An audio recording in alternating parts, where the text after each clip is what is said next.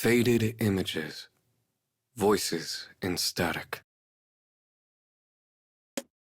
The memories that endure within the boy are missing much, but now he finally recalls what is most important to him. He remembers who beseeched him to find the reason he lives. There's someone I must see. This he says to the researcher. It is the day after she received the medal from the king. Unable to hide her curiosity, she asks him question after question. But he is prepared with ready explanations to them all. Finally, she sets her kind eyes on him.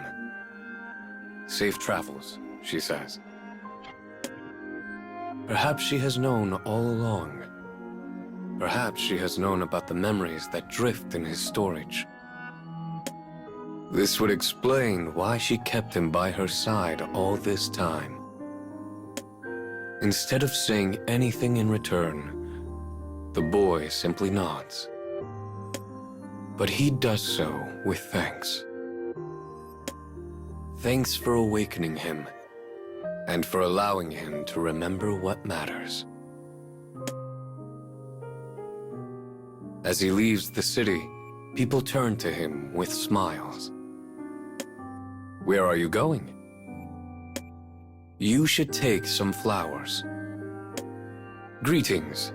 I engage in another day of keeping the city clean. The city is calm, peaceful. Anyone can find the happiness they desire in this place. But the boy does not think twice. He now knows from whence he came. He now knows to where he goes. He has remembered it all. He will retrace the steps of his broken memory. The world beyond the city is vastly different than the one he once knew.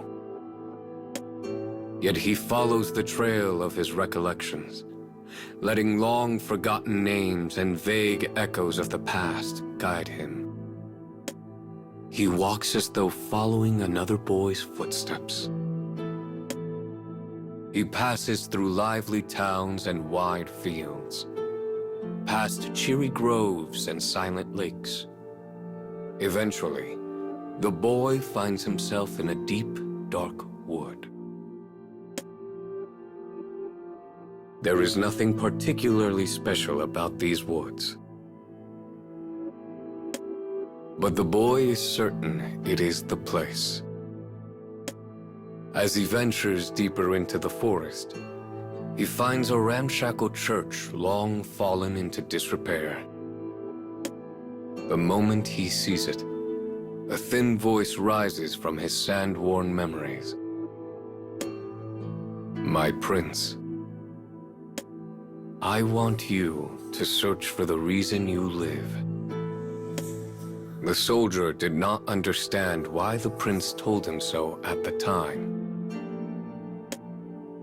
The prince had likely been worried what would become of the soldier after he passed. He often spoke of the future between troubled, delicate breaths. Perhaps he hoped to offer his guardian the faintest guidance for the time after he passed from the world.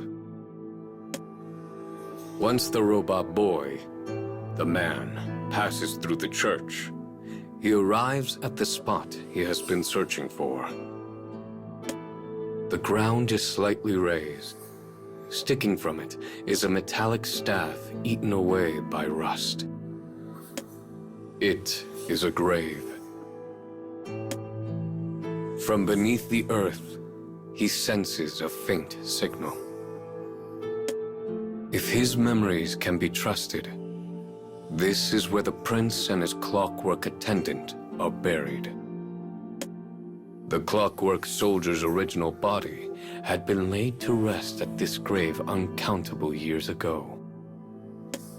What the man now carries is his backup memory.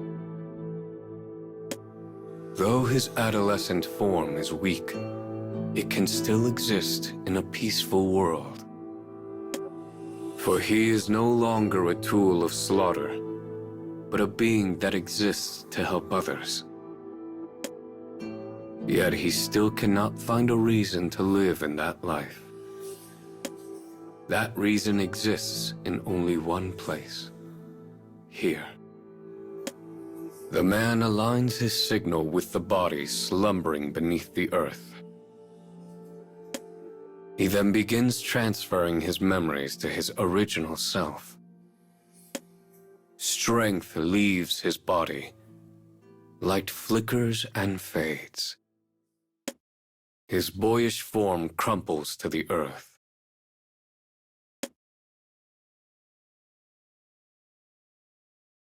At long last, the clockwork man awakens. The dark is perfect. His sight has long since broken down. Though he would not be able to see anything from his position beneath the earth regardless. His hearing is dim, his body still. He feels a terrible heat emanating from deep within his form. Likely due to broken machinery being forced to life once more. But here, in this dark and quiet place, he is buried with his master. The one person the man willingly chose to serve, and the one he sought to protect. The reason for living he had been so desperately searching for. All he ever wanted was to stay by the prince's side. Even if the prince himself no longer lived. Faulty memories produce error after error. Images and sounds crumble like castles of sand. Yet the man recalls all the humans and robots who spoke of their purposes in life. The shining eyes of the humans, their happy smiles. The inorganic voices of the robots, their sense of pride and duty. Only now, in this place, does the man understand. He knows how they felt and what they think, for he feels and thinks the same. A sense of relief eases into his heart. Even though clockwork men are not meant to have such things. Slowly his consciousness leaves him. He lays quiet and still, beside the one for whom he risked his everything. With spring emerging far above him, he slips into a deep and dreamless slumber. One from which he will never wake.